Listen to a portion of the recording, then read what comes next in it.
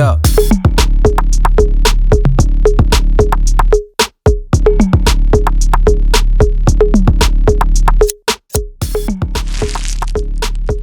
Yo, Longhairs, welcome to episode 114 of Let It Ride.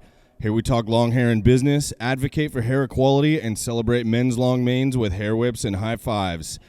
If you're a guy with long hair, you're in the right place. Here at the Longhairs HQ, it's football season, baby, and the dogs are back in action. That's Fresno Bulldogs. Fresno State Dogs, baby. It's wearing it.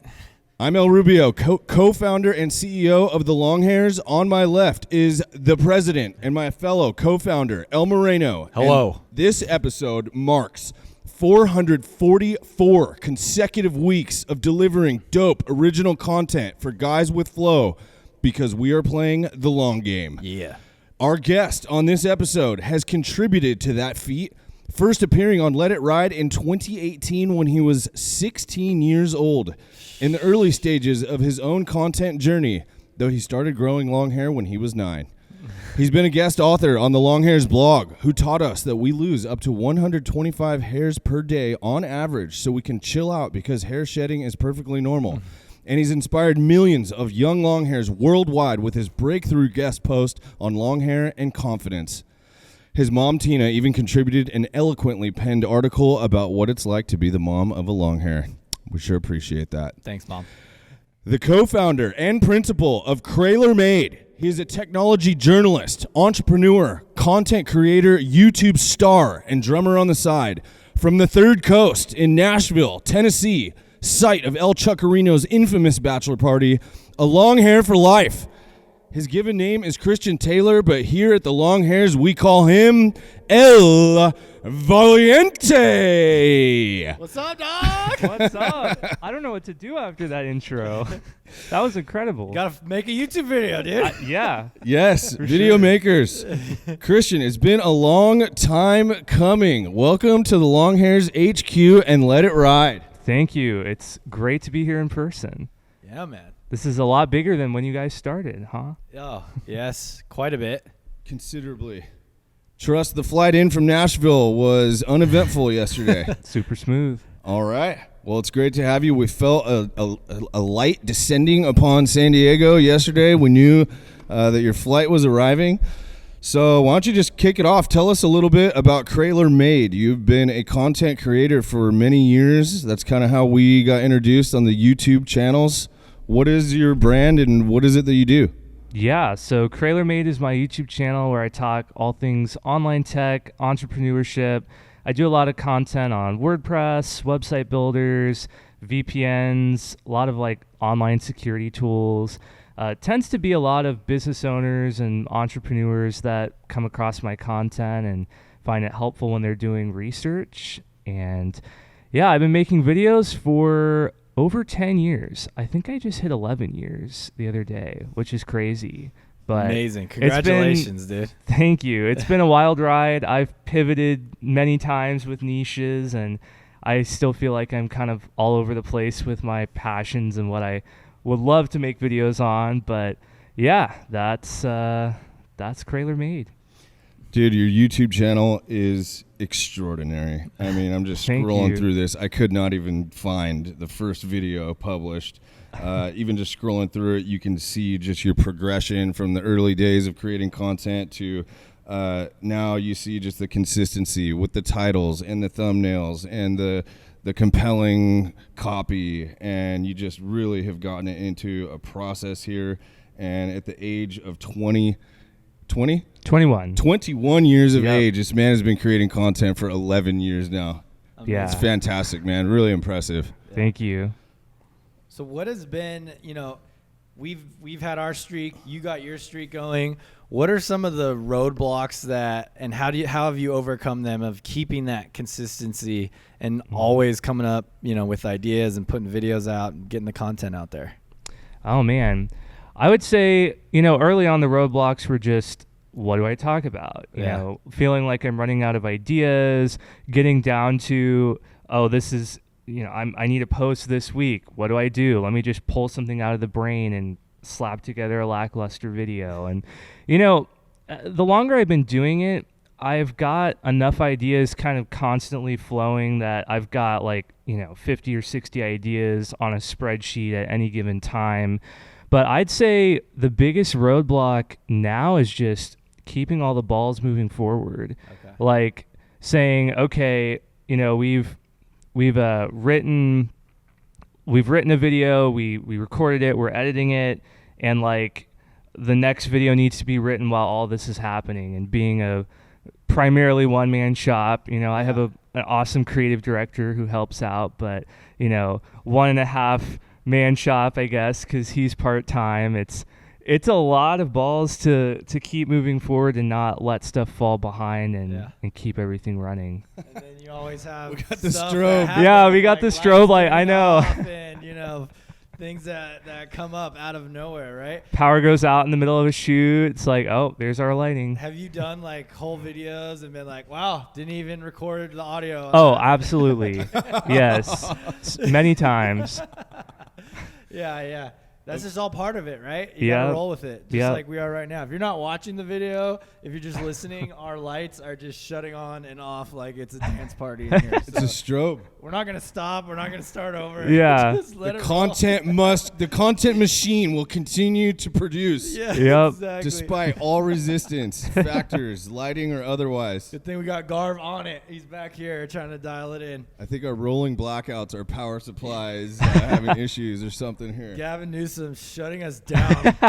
Hey, but we continue on.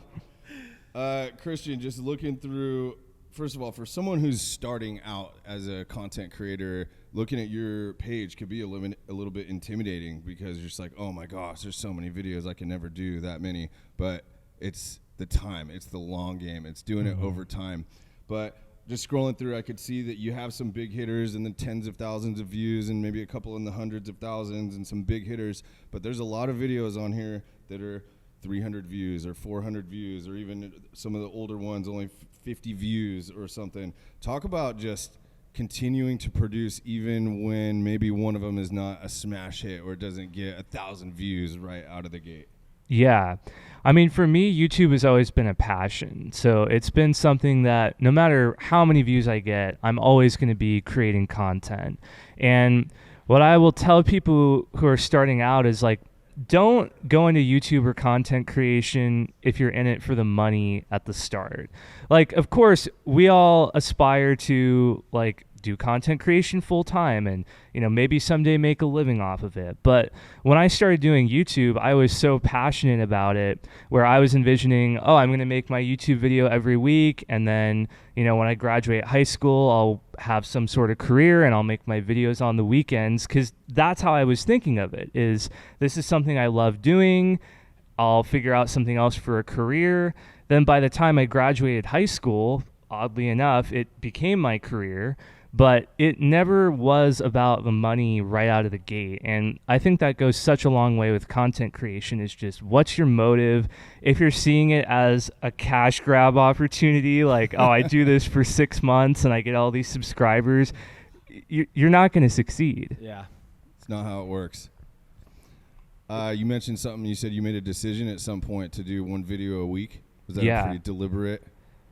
Yeah. Talk about that a little bit. You've stuck to it. Yeah, I've had a lot of advice from people over the years, channels. There's a guy named Roberto Blake. He does a lot of YouTube coaching on his channel. And, all these people who are influential in the YouTube coaching space have said consistency is the number one factor to growing a channel. I mean, if you're posting one video every 3 months, it's just not frequent enough for an audience to start getting engaged. And, for a while, I actually battled with feeling like I need to post 3 or 4 times a week. But eventually what I figured out is it's more about consistency in general. I think once a week is a great starting point, and honestly great for a lot of content creators who have sort of higher end production value. Like, I don't just put a phone on a tripod and record. Like, if someone's doing that, maybe you can get 3 videos a week out. Sure. My videos take a bit more work, but I think it's figuring out for your niche, what can you reasonably achieve. Once a week is a great like base reference point, but I see channels that post once a month and they're crushing it because they're making like cinematic, almost indie films as their content. So they're only able to make one a month. But, just setting the expectation with your audience, getting in a groove, and having them know when to come back to your channel and expect a piece of content is really important. Definitely. Smart stuff, man. This is all the same things that we've been learning over the past 8 years with the Longhairs. And I mean, it really rings true, man. Yep. And it's tough when you have like multiple platforms and they're all kind of a little different. I mean, we've always put that once a week emphasis on our blog. Yep. And then sometimes, video also goes on our YouTube channel, but it's really associated with the blog. We've had good stretches where we've been super consistent with our YouTube, like publishing once a week. And then you see like the spike that happens in the growth with that. But yeah, it's all about just keeping that consistency no matter what platform you're trying to focus on. And it's just pretty awesome that you started at such a young age, and you're so far ahead of like where we were, for example. So like you're 21 right now, and where are you going to be when you're 31? You do another 10 years of this, and when you look at like how much your videos have evolved, like, man, and we're in 31, it's like who cares where you're at right now, right? Because in like the next 5 years, it's going to be a whole nother level. 5 years after that, whole nother level. And being able to see that long game is just it's awesome, man. It's a great message and way to just show through the work absolutely of how to do it. Thank you. Yeah, absolutely. So like, what is the 5-year kind of vision for yourself? Are you going to stick in the tech sphere, or you branching out into other kind of business things? Well, long term, I'd really love to have multiple channels with different topics and niches that I'm passionate about. So I think for now, it's just growing my current channel to where it's big enough that I can start hiring editors, writers, and be able to launch, say, a channel on finance. I love talking finance, investing, credit cards, that niche, and, a channel on faith. I'm a Christian. I love talking about the Bible and stuff like that. And so I want to get to a place where I can branch out, but I want to be able to do that on separate channels, have separate audiences, just be like very focused in on each audience. And eventually I would love to launch products. I have no idea what that looks like, but I'm like, I want something that's unique and original and is just like better than what anybody else is doing for that particular product. So I literally have zero ideas right now, but I'm like, when I get to a point, I'll like pick up a product out of a drawer and be like, I'm so sick of this crappy product. I have the resources to just do it better, and like my audience will love it or something. Nice, man. Heck yeah. So you said that, this is like your full-time job. So you're getting some type of income from being a content creator. Yeah. And that took time to do that. Like, just so people can understand, like, what is a realistic, I think I saw on your Instagram, like, you bought a house, right? I did, yes. And that's just from doing what you're doing? Yep. All Impressive, from YouTube bro. income. Yeah. Okay.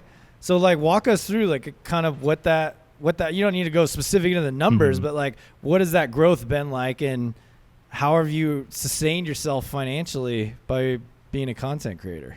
Yeah, well, for me, I've been very fortunate that the timing lined up where right as I graduated high school, that's when I started seeing the income grow and being like, oh, this is maybe a career ?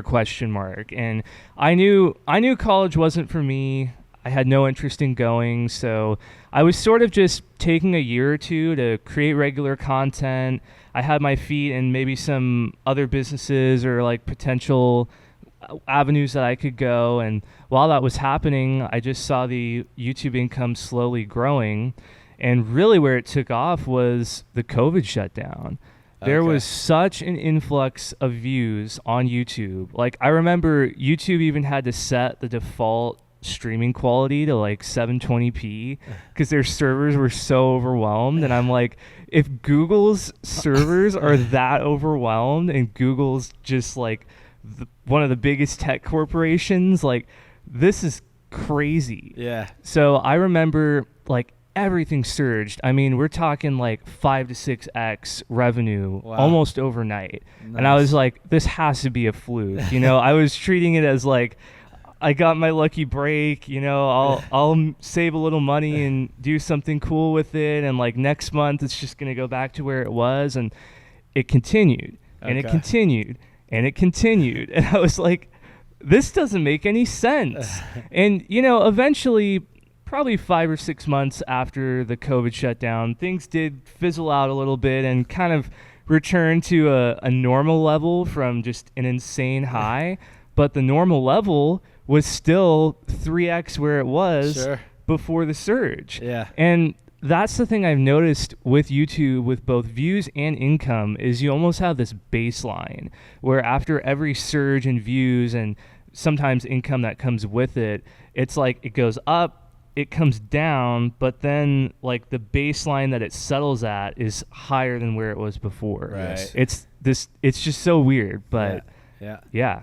Makes sense. Dude, you would not have been in position for that huge success if you had not already made 200 videos or 150 of your first videos and have your channel set up and been doing it every week so that when that surge came, you were ready, dude. Yeah. And it's just another of many of these examples that you're sharing with us of why that consistency of just how that is the path of putting in the work, doing the video every week, and it's eventually going to pay off. It's not going to be an overnight success. Yeah. Your situation that you just described was incredible, just because it doesn't usually happen like that with some like massive surge or some external thing like COVID that happened for you. But you were ready for it when the time came, and you were able to lean into it. And the timing, right, with graduating high school, shoot, man, it really has worked out well. Absolutely. And, you know, the crazy thing is, this still blows my mind. The video that really took off during the shutdown was a VPN comparison.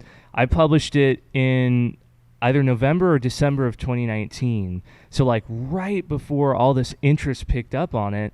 And I almost didn't make that video. I got an email from a subscriber a couple months before saying, hey, you should make a VPN comparison. I think people would be interested in that. And, you know, my brain overthinking every piece of content I put out at the time, I was like, thanks for your suggestion, but that doesn't really fall within my niche, so I'm not going to make it. And he replies and goes, okay, that's fine, but, you know, my brother has a YouTube channel on skating, and one time he created a different video on a topic that was like completely outside of his niche, but he found it interesting. He made the video and it blew up. So I just really think you should do it. And I don't know why I listened to this guy, random stranger who emailed me, but I thought, seems like a good idea. So I made this video, and that's the one. It may still be my #1 most viewed video on my channel. It broke 400,000 views. Nice. And I'm like, man, if I didn't make that video, I would not be where I am today. Yeah. I'm trying to find that one specifically. It's got to be about 2 years ago. But you're saying it's about 400,000? Yep. If you sort by popularity, you'll find it quick. And then certainly once people saw that one, maybe the first time introducing to you, then they're going to watch a couple of the other ones and see that you're doing content on a lot of the topics that they're looking for. Everyone wanted to build their own website in COVID. Yeah, absolutely. Dude, it just speaks to, you know, you never know when opportunity is going to come, and being ready for when that opportunity happens, to not fault or fail or let it just slide through your fingers, you know? Right. And that's just that consistency, man. It gave you that ability to be ready for the opportunity. So like, you know, that's a huge video for you that propelled your channel, but like volume, right, is what it's about on YouTube to like make income. Maybe one video makes you like $2 a month, but then another one might make you a couple hundred, and it's really about all of the videos combined. Exactly. Correct? That's how it works. Yep, all the evergreen content. Yeah. Honestly, most of my revenue comes from videos that are 12 to 18 months old. Okay. It's like I put them out, they cook in the oven for a year, and then for whatever reason, after that, YouTube's like, all right, now we're going to start pushing it. Yeah. Yes. So I try to not pay too close attention to my current. That sounds wrong. I'm always looking at my stats and strategizing, but like I try not to let my initial performance of a video get to me if it's low, because I'm like, I've seen this time and time again. A video sits there for 6 months and then all of a sudden it starts getting views. Yeah. So I think of it as like every video I put out is another opportunity to have a video do well. Yeah. And the more videos you make, the more opportunities you have. So Yeah. you might as well start building that catalog. Let it bake. Totally. Yes, dude. Our first piece of content like that was because we started out the same, you know, very, very little views and engagement and attention and that sort of thing. Our first big time smash hit blog post was the uncomfortable truth about awkward stage hair.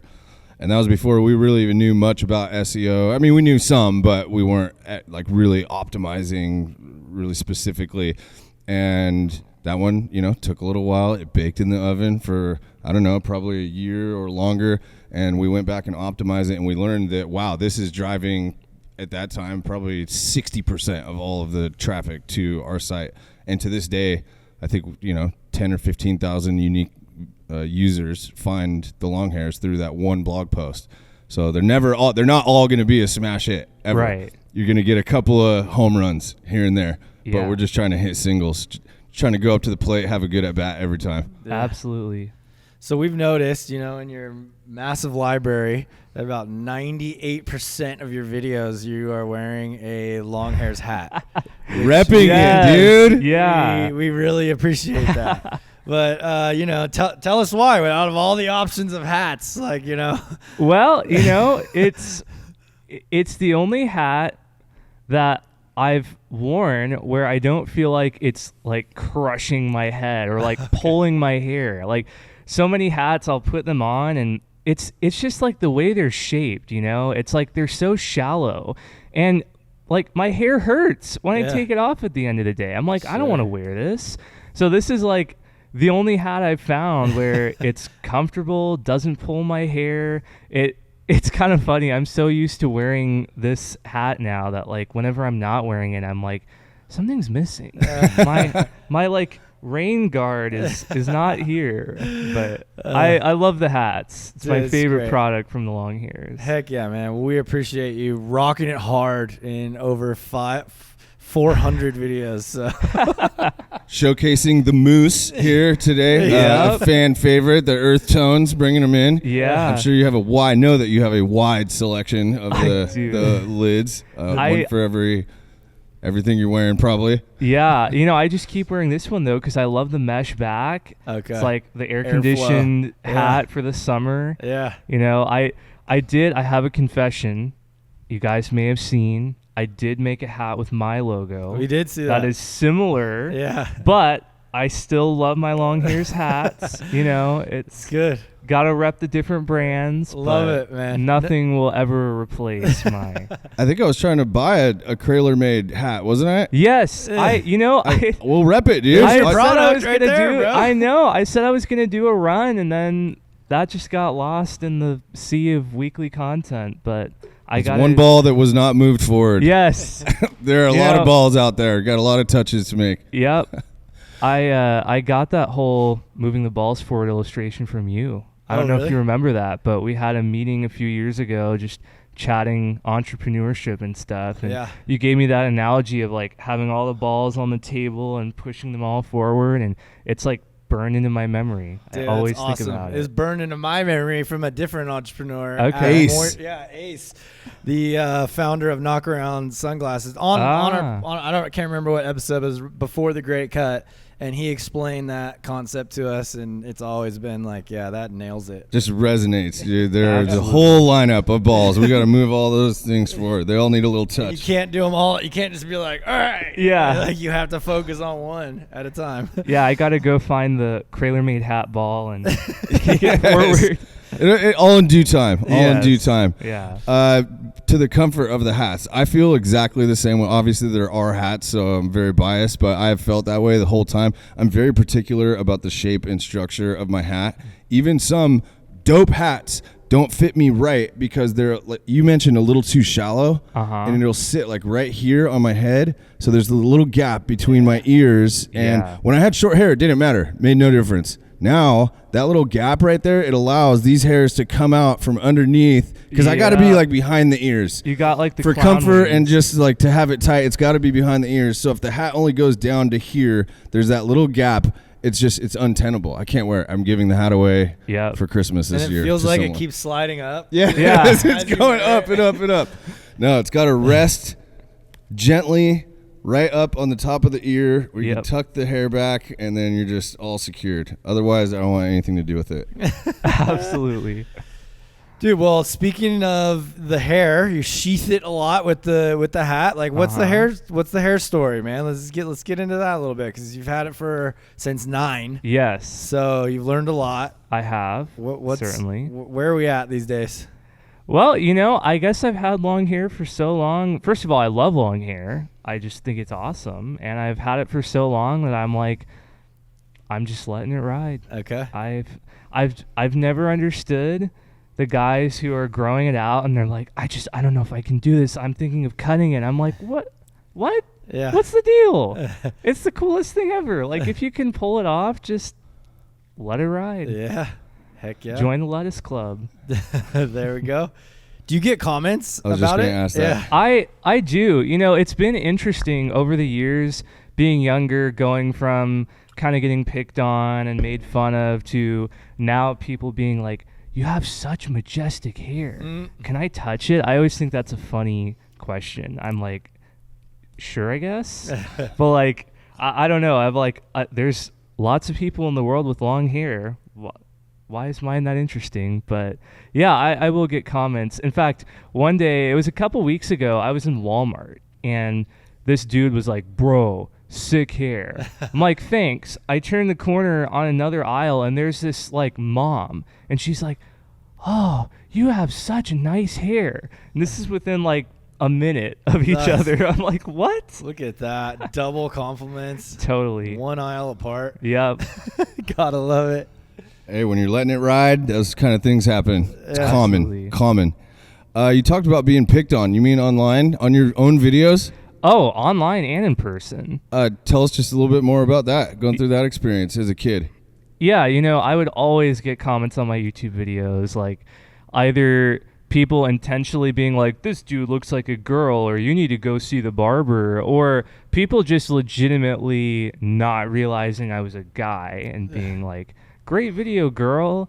And, kind of the same thing would happen in person. Like, some people knew I was a guy, they'd just pick on me just because. But like, I remember this one gig I was at, because I used to play in a band with my brother, still play drums about that from in a time minute. to time, but used to be in a band with my brother, and we had this one gig we would play, and there was this old guy there who kept saying, like, he would like stand up in between songs and go, give the girl a drum solo, give the young lady a drum solo. And like, he legitimately just didn't realize that I was a boy. Sure. But like, stuff like that was humiliating for me to be like, oh my gosh, everyone else must be like either thinking I'm a girl or like just, it's so awkward, Yeah. But yeah, I think I just never really cared about what other people said. And I think that's been sort of the pattern in my life in many ways, is being an entrepreneur. You have all these people being like, what are you doing? You're not going to college? When are you going to go get a real job? And I'm like, I don't care. Same time I go and cut my hair. Exactly. That's a great reply. But it's been so crazy to see, like, as I've reached some success with my career, it's like everybody almost is flipping to the other side of like, you're doing great things and blah blah blah, and I'm like, it's kind of funny how the tables turn as you reach the other side of the bridge. In that regard. Online, did that discourage you from wanting to keep making videos? Did you have coaching from your parents? Like, them as a kid, that's hard to read mean comments on something that you just worked really hard and you're working at it and doing your best. How did you get through the discouragement? Well, honestly, it never bothered me that much. I think I benefited from being like so early on in the YouTube days that I almost didn't see comments as people. It was just like text on a screen. Yeah. So I'm like, oh, whatever, dismiss. Oh, this is a cool comment. And like now when I see a comment, I'm like, there's a human behind that wrote that. But early on, it was just like I almost didn't pay enough attention or care enough to really let it get to me. Sure. Especially if it has nothing to do with your actual content. It's more like, oh, like I'm just attacking this guy. Right. You know, it would probably sting a little bit more if they're like, well, yeah, that's wrong about WordPress. And right. You don't know anything. Yeah. You wannabe or whatever. And that's still the case is like when I get comments attacking the content, you know, you got this fact wrong or like your opinion is wrong on this. Like that hurts a lot more to see than like whenever I get comments on new videos, like see a barber dude, I'm like, yeah, whatever. Yeah. Net bangers. They call them. Net banger. That's a pretty good segue into a blog post that you authored for us many years ago. I think you were about 17 at the time, maybe 18. It was long hair and confidence, the struggles of a long hair, and you went a little bit deeper into kind of what that confidence means and how it could be challenging. It sounds like some of your experience with YouTube helped build some of that confidence. But just speak to that topic and where that confidence has come from for you. Yeah, definitely. It's been a journey over the years. You know, I went through a phase in the teenage years, I think right around when I wrote that blog post, of kind of feeling insecure about my hair, reaching that place of like, do I want to rock other styles? Like, what are people going to make fun of me if I do? And like, it was definitely this experimental phase of seeing like, what can I get away with in my friend group and like seeing, are people going to laugh? But I think I just really reached a place of like finding a community of people who just doesn't care. Like there's a lot of people. So I was homeschooled, but I went to they call it a tutorial. So I went once a week, took classes, got basically a week of homework that I would do at home. And like, sometimes the people in that tutorial just weren't the nicest. And like, I would like experiment and beta test and like try a different hairstyle and like gauge crowd response. And I think I reached a place when I graduated where I'm like, you know, I'm an adult, other people are adults. If people are going to make fun of me, that's their problem. And I just don't really care anymore. It's great, man. Yeah. One of the things you talked about in that blog post was tying it up for the first time. You had never tied it up before. Yeah. And you wanted to kind of see what the reaction was going to be like. And that struck home for me because when I first grew my hair long in 2013, when it finally got long, I had the same exact thoughts. Like, can I tie it up? Should I tie it up? Is that cool? Is this acceptable? Right.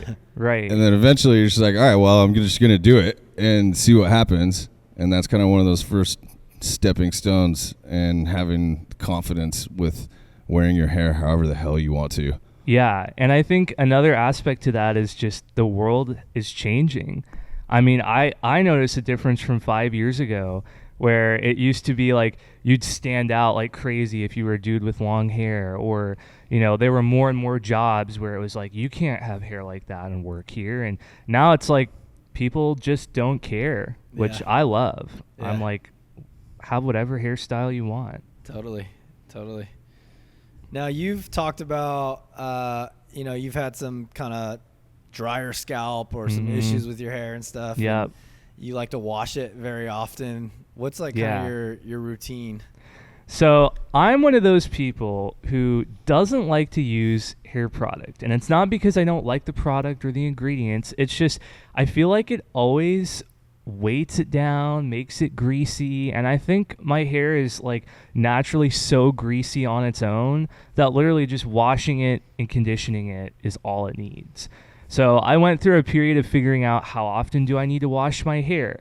I was always washing it daily because I'm a daily shower guy. I don't know how people don't shower every day. That's controversial, but I like to shower every day. So, you know, as I was growing my hair out and being, you know, in the awkward phase, I'm like, I just wash my hair every day. That's what I do. And so that just stuck until I got to the point of definitely like finding the long hairs, reading the blogs, being like, oh, maybe I should try every 2 to 3 days, and started experimenting. And for me, what that created was just like an itchy scalp, dandruff, all these issues to where, in fact, I got a confession to make. That's really what started the whole hat thing. Okay. And then it grew on me to where now I just love the way it looks. Sure. But like it reached this point where I was noticing huge dandruff flakes in my videos, and I was like, nah, I got to do something while I sort this problem out. And so I started wearing the hats. Okay. But it wasn't until I went back to shampooing daily that everything cleared up. And I still do have like kind of a dry, flaky scalp, but it's like much more under control now with daily shampooing. And I'll condition daily as well. And I mean, that's a match for my hair. Like anytime I try like a serum or just like some sort of product, I feel like it just clumps up and just looks like I like had a grease spill or something. Okay. So yeah. Just goes to show every person's hair and scalp type is different and has the results under different conditions. And I think you said it earlier, you know your hair best. Absolutely. Yep. Yeah. We do have some new stuff that we'll send you back east with that. Give it a go. Some leave-in conditioner. Yeah, that could work. Since you are big on conditioner, might be a good option for you. Yeah, I was addicted to the Longhairs conditioner. The best stuff I've ever tried. I about cried when it was out of stock, and I was faced with reality that I would have to go down the women's hair care aisle and find a stand-in conditioner. And I literally cycled through like 3 different brands and went from, this is crap, I'm throwing it away. This is crap, I'm throwing it away. This is at least good enough to get me by until the new stuff drops. Yeah. I remember reaching out to you guys every month being like, when's it going to be in? When's it going to be in? It was a rough go back there. As painful as it was for you, it was equally or more so painful for us. I can imagine. But fortunately for you, we are never going to be out of shampoo and conditioner again. So that's a bold statement. Yes. Well, it's willing it into the universe here. Yeah. Exactly. But we have already ordered our next batch, so we're well on our way to achieving that. Yep. And you got to see we got some good supply here. You do, yeah. Although I hear it's selling out, not selling out, but selling quick. So. Yes. It's moving quickly. It's concerning how fast it's moving. A lot of things are concerning. Speaking of which, how about hair problems, long hair problems? We just sent out our recycle post on that topic. That was another first year content, but still a heavy hitter over the years. Talk about all the many issues that we experience. What are some of your long hair problems? How do you deal with them? I think my biggest long hair problem at this point is whenever I wear a hoodie. The darn hood. I don't know what it is. The fabric, the friction, it creates a massive rat's nest in my hair. And, this is another one of those creative wardrobe things. I started just wearing crew necks because I like the vibe. They're kind of in again, but they also don't have hoods. Yeah. Because every time I wear a hoodie, I regret it the next day. Whenever I brush my hair, it takes me twice as long, and I'm like, I'm creating so much breakage getting through this, and like it's taking twice the normal amount of time, and like that's been a annoying problem in the winter for me. Yeah. And of course, wearing glasses. I saw the one of you take your glasses off and your hair is caught in it, and there's nothing worse than the feeling of when your hair just broke, and you're like, I can't get that back. And it hurt. There's nothing more infuriating. I'm like, someone could probably punch me and I would be less mad than like just feeling, hearing, seeing my hair break and being like, no. Especially like running into the bank or the UPS store or something. And you're focused on something entirely different, and suddenly your attention is shifted to the pain. Or, and you know, anguish. here's the other one is like you sit down in a plastic folding chair and somehow Yes. your hair finds a way to get caught in the back of it. Dude. And you're doing this weird, it looks like you're glued to your seat. You're trying to get up and you're like, what do I do? Do I just go for it and it's going to break? Do I like reach back and like try to get it unstuck and Pick up the whole chair with your hair. yeah. I went on a fair ride the other day and my hair got stuck to the seat on the ride and I'm doing this number and like everyone else is leaving the ride and I'm like, I don't have any other choice. I gotta just go for it. Just rip it out. Yeah. Dude, the folding chair is awful. Nemesis. There are some that have especially like little sharp edges or something that catch your hair. I've sat in before. It is terrible. You cannot, the whole glued to the seat thing absolutely resonates. Hilarious. And the hoodie also, or even if it's like a big collar. Yes. It's like your hair tries to go down, but then it pops back up because of the thing, and it is just an absolute nightmare. Yep. And then you got to think when you're putting the hoodie on, well, okay, do I just leave all my hair down and underneath the sweatshirt? Yes. But then inevitably you end up pulling it out, and then that starts happening. I found really almost the only way I could wear a hoodie legitimately is doing like a side braid. Yeah. And I have it coming out, and it doesn't get all tangled up and matted and rats nested up from the hood. Yeah. It's a problem. It's a legitimate long hair problem. You know, I saw a Shark Tank pitch the other day. It was for this hoodie that has a satin liner in the hood, and it was for people that have that problem. And I was like, oh my gosh, I might need to order this. Interesting. Interesting. Yeah. Worth a shot. Gonna be hard to make it the long road with just a single product with the satin hood, but great entry. Sounds like we need to give it a shot. Yeah, she walked out with a deal. She did? So, Good. yeah, she did. It's pretty amazing how many companies on that show just have a single product I know. and really like no content or anything. It's just like pump money into ads and Yeah. just sell that thing. Some of them crush. Some of them probably phase out. Yeah, I saw someone walk in the other day and they had like no sales, just one product, and they were asking for like $10,000 for 20%. And they literally said up front, like, we're here just to like have someone give us a deal because what do you have to lose? And it was funny to see like 3 or 4 sharks just ripping them apart. And then one shark is like, 10 grand for 20%, it's a deal. I got nothing to lose. And I'm like, that's so funny. They literally got exactly what they were asking for. Was that an older episode or something? I think it was That from seems the like current it's such a low season. number. No, it was from the current season. Oh, it 'cause was? There were Okay. also people asking for like 600,000 for 3%. And it's gotten ridiculous in the current episodes where I'm like, man, inflation must really be going crazy because... The degree to which people overinflate the value of their company is just baffling. Yeah. It is. Oh, we're worth $10 million. Yeah. Because we had... How many sales do you have? Well, we're 800,000. pre-launch. Yeah. We have no sales. Well, we have a patent, so the IP is worth $10 million.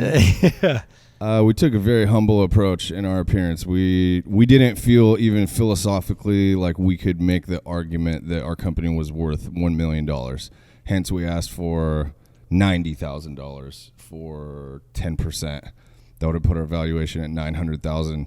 We didn't have the sales to show it. I mean, we believed, of course, that it was worth far more than that to us, but taking an overinflated approach into the tank is not a good idea. Yeah. Yeah. What you think it's worth really doesn't matter Yeah. No, at all. not at all. So, yeah, But it's I fun to see haven't them tuned try. into Shark Tank for a while. No, I gotta haven't, but check that it makes out. me want to watch some episodes. It's been a while. Yeah. I would love to catch a few. Dang, it's probably on season freaking 20 plus now or something. I think they're only on 13. Oh yeah, probably approaching 15. Yeah. I know they just started another new season. Probably 14. or It's hard to know like what, because it's like they do 2 new seasons a year sometimes. Oh, do it they? doesn't go by the year. Oh, or it's like off okay. on the year. Doesn't match the calendar year. Yeah, to yeah. The seasons don't. Exactly. El Valiente. Tell us about your nickname. Yeah. So, Is it the Valiant one? yes. Yeah. Dude, goes right in with the confidence. You're a valiant soul. Go on. Yeah, I mean, when I picked that name, I was looking for something that meant like courageous, brave, because I always felt like the outcast in that phase of my life of being the oddball in the room. And not just with my hair, like I was just always that kid where I felt like nobody really understood what was cooking in my brain. Like just kind of awkward, standing in the corner. Everyone else is playing basketball or doing whatever they're doing. And I was never into sports.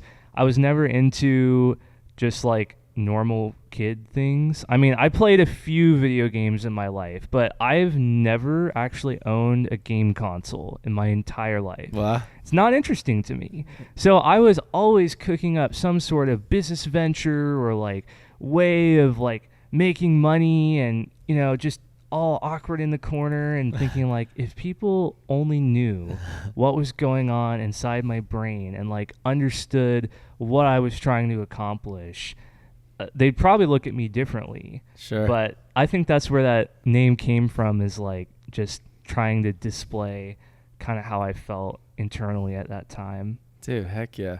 Love that. It's a phenomenal message, man. To me, it speaks like you don't have to be like the big courageous warrior or the jock guy, or you think of courage and Valiant as like the warrior or the athlete or the big whatever, that kind of persona that's characterized. And the message is, that's not what it's all about. It's about what's in your heart and what's in your mind and the person that you are. And that's just an extremely fitting nickname for you. And I think it's inspiring to a lot of people who are like you, who are maybe the oddball, or whether it's for the hair. We all are the oddball when it comes to the hair. But for whatever, not being into the classic kid things or whatever else, I think it's just a fine message for a lot of people out there. And I think you got a lot of inspiration, man. It's badass to have you part of the community. Definitely. Thank you. Yeah, it's a pleasure to be here. And the willingness to do the work. Yes. A lot of people don't have that. Yeah. Yes. Everybody wants to get rich quick or do this, or I'm going to be an influencer or whatever. Okay. Yeah. And like you guys have been a big inspiration. Maybe you don't realize on the content side, but like you guys just seeing your operation has pushed me to do weekly content. And even like I've gotten a lot more organized with templates and storyboarding and all this stuff just from seeing like the sheet that you have for your blog posts every week. And heck yeah. that was all stuff where I was like, if they can do it, I can do it. Yeah. It took me a while to like truly get that implemented right. I more just like talked about it for a few years and said like, I need to do that. But finally I've gotten to a place of implementing something kind of similar, and it's been sick. A game changer. Heck yeah, man. Dude, yes. Why don't you tell our audience where they can find you and Craylor Made? It's craylormade.com. What other platforms and channels can we find you on? Yeah, you can find my main website at craylor.media, and that'll link you out to my YouTube channel, all my social media. Really, everything's linked there. Craylor Made is my YouTube channel. It's a slick site, so you got to check it out. Yeah, that's kind of like my main, almost like my sub-brand per se, my Okay. main like content brand. But yeah, craylor.media will get you to my main website, or craylormade.com. That'll get you to my content with my YouTube channel. And yeah, everything is linked there. Killer, man. Tight. Well, we're a little over a year, coming up quick here on The Great Cut. Yes. Are you going to make another appearance to San Diego? I might. Okay. It's still cooking up here, but Well, save up some of that YouTube money so you can get a plane ticket out here. Yeah, I always tell people when they're like, how long are you growing your hair? I'm like, as long as I can grow it. There's no end goal. They're like, why? I'm like, first of all, I like having long hair, and I'm just enjoying it while I have it because genetics aren't on my side with hair. But the other thing is like, I tell them about The Great Cut. I'm like, yo, there's these guys, they do this donation event. I'm like, I don't know if I'm going to be brave enough to participate, but I at least want the option. Yeah. So the longer I can get my hair, the better. Hey, at the very least, just come out and hang. Absolutely. Even if you don't have to donate, but for you, Christian, and everyone listening, you can come and you do not have to cut your hair. You will be granted a waiver of honor. No one is going to force you to cut your hair, but we would love to have you even just there. You are participating and supporting just by being there. Yeah. And then you can decide on the hair. And if you decide to keep it, that's fine too. I just might have to make a trip. I'm pretty sure once you're in the building, you feel the vibe, you see everything, you're like, I'm going to donate. Yeah. Let it rip. That happened to a lot of people. I wasn't going to tell him that, but just get him there first, and then he can experience it for himself. So are you going all out this time? Going all in. Oh, man.